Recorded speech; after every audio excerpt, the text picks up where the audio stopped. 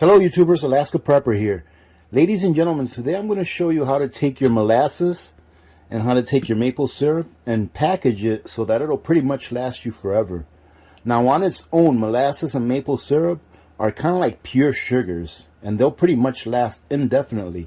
However, keeping it in the plastic I think is a bad idea. Why is that? Because I think that over time, and when I say over time I mean years, plastic such as this type of plastic, even if it's a food grade plastic, it has the ability to gas off depending on the temperature and depending on whether sunlight hits it directly. So whenever I know that I'm going to store away molasses or maple syrup for a really long term, what do? I would rather just go ahead and transfer it to a glass jar or a glass jug like this one right here. So that's what we're going to do today. And for the maple syrup, all I'm going to do is simply transfer it to some mason jars and then we're going to vacuum seal it. However, I wanted to talk to you about molasses really quick. If you remember, a few days ago, maybe a week or two ago at the most, I went ahead and showed you all how we can use molasses to make brown sugar. Because brown sugar comes in two forms. It comes in what is called refined brown sugar and unrefined brown sugar. Now, when you go to the store and you buy brown sugar, as we are all used to doing, you just buy some brown sugar in a pack. It's either a light brown sugar or a dark brown sugar. That is what is called refined brown sugar. Because what they do is they take the sugar that naturally comes out like this. This is a block of cane sugar that's natural. Nothing has been refined about it. It is just a block of cane sugar. So when sugar is made from cane juice, they extract the cane juice from the sugar cane, and then they evaporate a lot of the water out of it, if not all of the water out of it, and it's a thick, hard block like this. All right? This is unrefined brown sugar. And you'll see that in the ingredients, hopefully you can see this, the ingredients says cane juice, and that's all that it is. So in order to make the refined sugar that we're all used to, the white sugar, they do a process where they extract the molasses from the cane sugar. Okay, they extract the molasses from this and we end up with liquid molasses like this right here. And then the sugar ends up white, the refined white sugar. So refined brown sugar is when they reintroduce the molasses into the regular white sugar that we're all used to buying at the store, and then they make your light or your dark brown sugar. But that is refined brown sugar. This here is unrefined brown sugar. Okay, and this too will last indefinitely. Now here is the brown sugar that I made the other day. If you haven't seen that video, I'll leave it in the top right hand corner. It's very easy to make, and this is the main reason why I like to store molasses, because I already have a good stock of white sugar, which if properly packaged will pretty much last forever, and I have a good stock of molasses, which will last pretty much indefinitely as well. Now, instead of going out and buying brown sugar and paying a premium price for it because somebody took the time to refine it and then remix it for you, you always are able to make your own brown sugar if you put away some molasses. And in addition to that, you can use molasses to make some pretty tasty cookies, amongst other things as well. And just take a look at this brown sugar that I made. I think it just looks a lot nicer than the stuff that you buy at the store. And you're able to control the darkness depending on how much molasses you put inside of it. I'm going to take this gallon of molasses and I'm going to transfer it into this half-gallon jug. Now, obviously, I'm not a magician, so I'm not going to be able to fit the entire gallon in here. However, I do have another one of these that we're working off of. This used to have apple cider in it. And what you want to look for before you use a jug like this is make sure that your cap has a nice seal on it. This seal is still nice and spongy. It's still fresh. So I'm pretty confident that it'll have a really nice seal when we go ahead and put it on there.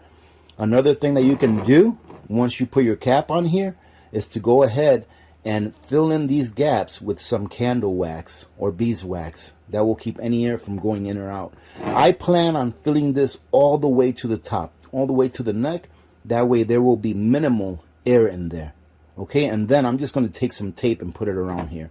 Now I know that I should be using a funnel, but I actually took my funnel and started using it for the oil on my freeze dryer.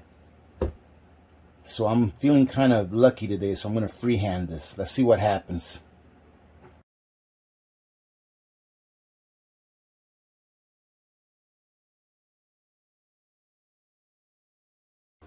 And there you go, ladies and gentlemen.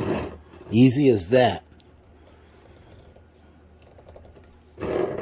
Now I have enough molasses to make all the brown sugar that I need for the rest of my life. And that's just one less thing to worry about, ladies and gentlemen. Now, ladies and gentlemen, ask yourselves a question. Why take the time to take this extra step? Now, this molasses that I purchased, the expiration date on it is not for another, wow, almost 4 years, 3.5 years. But why take the time to go ahead and transfer it to a glass jar? Well, as I explained, it's the best way to go ahead and store this away for long term. But taking these extra few steps to put away some of your long-term preps, it'll be worth it in the end. Do you really want to open up one of your prep items one day when you really need it, and because you didn't take just a couple additional steps in order to secure its longevity, it goes bad?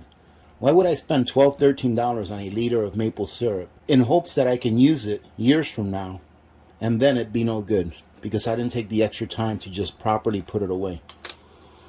And as you can see right here, it's not difficult. It's just a matter of pouring it in a jar, and then what I'm going to do is I'm going to go ahead and vacuum seal it. So I'm going to bring this up almost all the way up. And like I said, it's just as simple as that. It doesn't take a lot of time, and it's securing your investment. I mean, life would be pretty boring without a little maple syrup every once in a while, wouldn't it? If you've never put maple syrup on top of your vanilla ice cream, go ahead and give it a try. You'll love it. And look at that, these 3 jars was just enough. Many of you may be wondering, how will it work if you vacuum seal these with a liquid inside? Well, we're going to find out right now. Okay, so I have my vacuum sealer right here. As you can see, I'm just going to go ahead and do it. I'm not going to show you all the functions that you need to press on the vacuum sealer. If you want to see how to basically use a vacuum sealer for dry canning, just take a look at the upper right hand corner here. This is the last video where I use my vacuum sealer, and I show you exactly what buttons to push and how to actually use this attachment, which it may be simple to use, but a lot of people do it wrong. In my opinion, in order to effectively place the attachment on your jar, first, of course, you want to make sure that your lid is centered and properly on there. And I didn't show cleaning off the rim, but make sure that your rim is nice and clean. And then when you put your attachment on, you want to put it on straight up and down to make sure that you don't shift that lid. So let's go ahead and see how this works, being that we're using a liquid.